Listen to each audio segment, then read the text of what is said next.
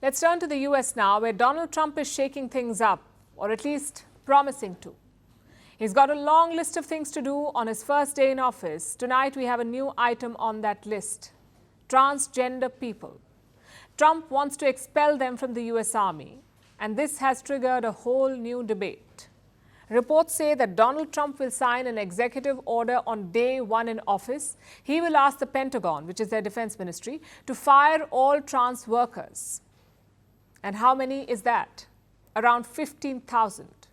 He wants to fire 15,000 trans workers from the US military. Frankly, it's on brand for Trump. In his first term in office, he banned transgenders from joining the US Army. Later, Joe Biden reversed that ban. And now that Trump is coming back to office, he promises to go one step ahead. He wants to fire trans people in the armed forces. Now, this raises two questions. One, why is Trump doing it? What is his reasoning? And two, should trans people be allowed to serve at all?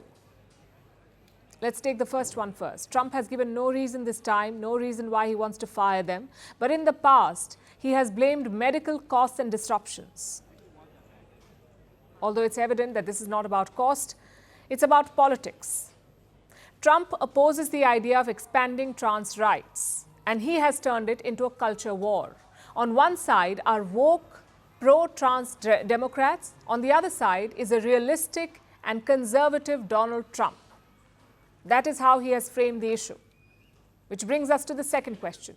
Is this the right call? Should trans people be allowed to serve in the military at all? Again, there are two factors to consider. Number one is the strategic impact. Will trans recruits affect the efficiency of the military? And number two is the social impact. Will this affect harmony in the ranks? Will it divert attention from other urgent issues? Let's look at both these factors. In 2017, when Donald Trump banned the entry of trans people into the army, there was a lot of scrutiny and debate. His top general opposed the ban. He said joining the ranks cannot be about identity, it's about standards. If you meet those standards, you're fit to serve, irrespective of your gender. Listen to what he said. In my view, we're a standards-based military, as you point out, and we're concerned about the deployability and the effectiveness of any of the service members. And so if you meet the medical, the behavioral health, the conduct standards and the physical standards, et cetera, then it's my view that you should be welcomed in. And I don't believe there's anything inherent in anyone's identity to prevent them from serving in the military. It's about standards, not an identity. It's not about identity, it's about standards, is what he said. And he wasn't alone in saying this. 56 retired admirals and generals opposed that ban. They asked Donald Trump to reverse it. So these generals say that having trans people in the army does not compromise it strategically. Then we come to the medical side of it. In 2015, the American Medical Association joined this debate. They said trans people should not be banned from the army. They said it was based on bad science. That's the medical view. Now let's talk about the next factor, which is the social impact. Transgenders are a vulnerable community. Yes, most democracies and rule books protect them, but societies are less welcoming. Much like militaries, societies are set in their ways. So recruiting trans people into the army would be a major shift. It may encourage the society to accept them.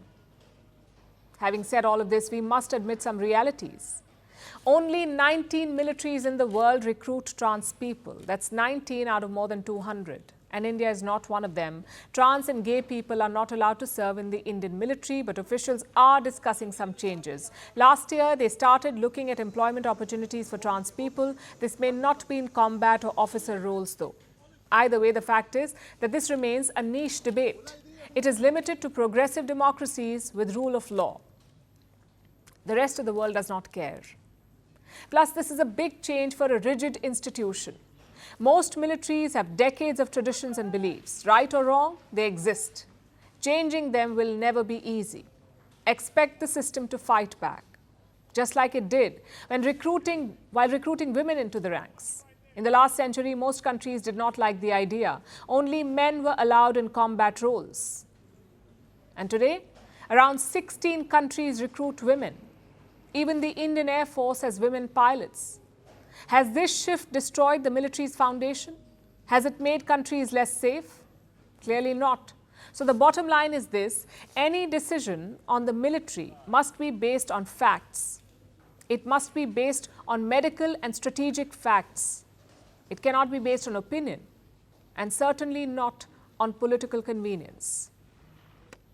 And this is an important debate. Doctors, politicians, military experts and officers, all of them should be part of it. But most importantly, science and strategy should be part of it, not culture wars and bigotry.